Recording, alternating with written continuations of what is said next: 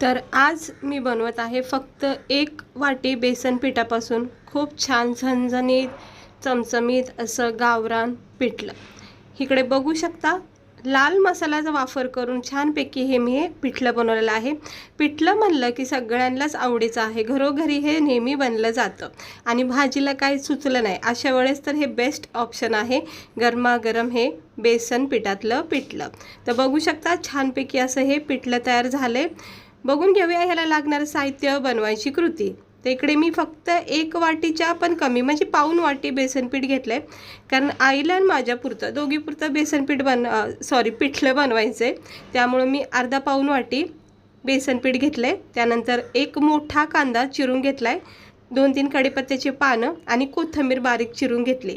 टमाटर जर तुम्ही पिठल्यामध्ये टाकत असताल तर टाकू शकता, पण मी वापरत नाही. आता आपण 1 पाऊण वाटी बेसन पिठाचं पिठलं बनवून घेऊया मस्तपैकी. तर कढाईमध्ये तेल तापत ठेवायचं.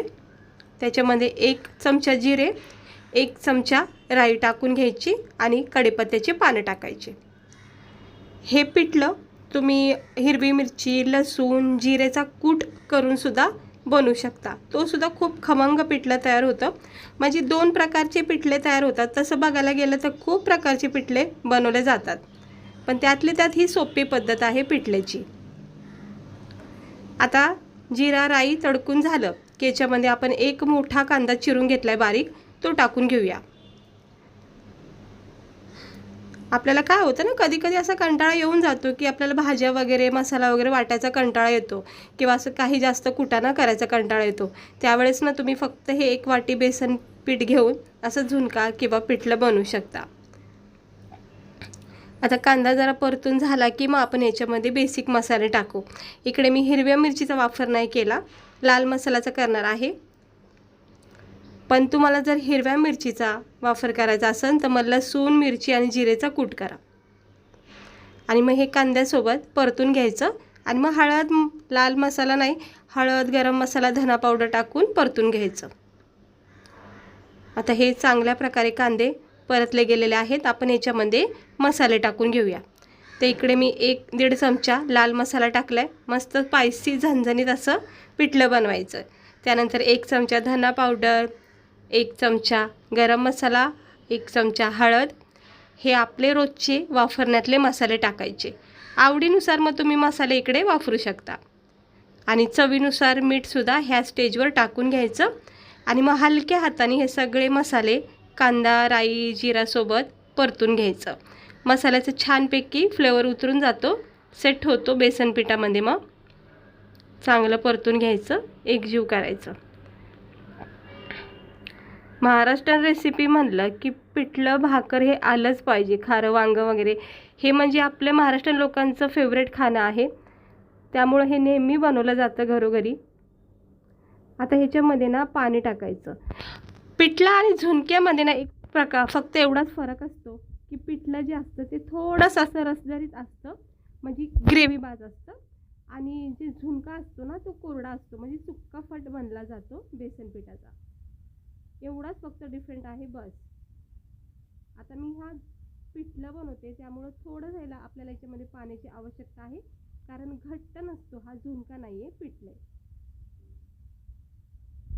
आता ह्या पाण्याला, ह्या रश्याला उकळी येऊन द्यायची चांगली. छानपैकी उकळी आली की मग आपण ह्याच्यामध्ये बेसनपीठ टाकणार आहोत. आता थोडं थोडं जसं जसं लागन तसं तसं बेसनपीठ आपण ह्याच्यामध्ये सोडत जायचं. थोडं थोडं टाकायचं, एकदम लगेच वाटीभर टाकू नका, नाही तर मग लगेच गोळा तयार होऊ शकतो आणि मग असं आपल्याला मिक्स करता येणार नाही. त्यामुळं थोडं थोडं असं टाकायचं आणि अलगद हाताने, गॅस जरा स्लो करायचा, अलगद हाताने याला असं फिरवत राहायचं. एवढीच प्रोसेस आहे ही करायची बस. 1-2 मिनटं तरी ही प्रोसेस करत राहायची. हे बघा असं मिक्स करत राहायचं जोपर्यंत ह्या सगळ्या बेसन पिठाच्या ज्या गाठी आहेत ना त्या पूर्णपणे मॅश होत नाहीत ना, तोपर्यंत फिरवत राहायचं असं चमचा वगैरे किंवा लाटणं वगैरे. म्हणजे जुने लोक तशीच करायचे, लाटणं घ्यायचे आणि असं पिठलं हाटून घ्यायचे. तर तसंही करू शकता, पण मी हे असं प्रकारे करते. सोपी पद्धत आहे ही पण. हे साहित्य तर सगळीकडेच आहे. हे असं मिक्स करण्याचं बॅटरचं, ह्याने सुद्धा व्यवस्थित फेटलं जातं. आता बघू शकता मस्तपैकी याला असं फेटत राहायचं, स्लो गॅस ठेवायचा आणि मग जसं जसं बेसन पीठ शिजत राहतं तसं तसं त्या गाठी मॅश होत राहतात, एकजीव होत राहतात. हे बघा आता क्रीमी टेक्स्चर यायला तयार झालेलं आहे आणि सगळ्या गाठी ज्या आहेत बेसन पिठाच्या गुठळ्या त्या सगळ्या मॅश होत आहेत आणि असा क्रीमी टेक्स्चर आलेला आहे. तर पाहू शकता किती मस्त आपलं हे गरमागरम पिठलं तयार होत आहे खाण्यासाठी. आता झालेलं आहे तयार, जास्त काही मिक्स करायचं नाही. पूर्ण गाठी ज्या आहेत त्या मॅश झालेल्या आहेत. वरून थोडीशी कोथिंबीर टाकायची आणि गरमागरमच हे पिठलं सर्व करायचं. ज्यावेळेस पण जेवायचं असेल ना त्या 10 मिनटापूर्वी हे करून घ्यायचं आणि गरमागरम खायचं. हे बघा किती छान असा आहे पिठल्याचा टेक्स्चर झालेला आहे, अगदी क्रीमी टेक्स्चर. आता झुणका असताना तर कोरडाफट केला असता, हे असं रसदरी नसतं. हे बघा किती छान वाटतोय बेसन पिठाचा आपला हा झुणका, सॉरी पिठलं. आता गॅस बंद करते आणि थोडासा थंड झाला आहे आणि पाहू शकता याचा टेक्स्चर आता किती छान झाला आहे. एकदम क्रीमी रसरशीत असा हा पिठलं तयार झालेला आहे. एकदम मस्त वाटतंय, पाहता क्षणी खायची इच्छा झाली. पाहू शकता. चला आता आपण गरमागरम ह्याला प्लेटमध्ये सर्व करूया.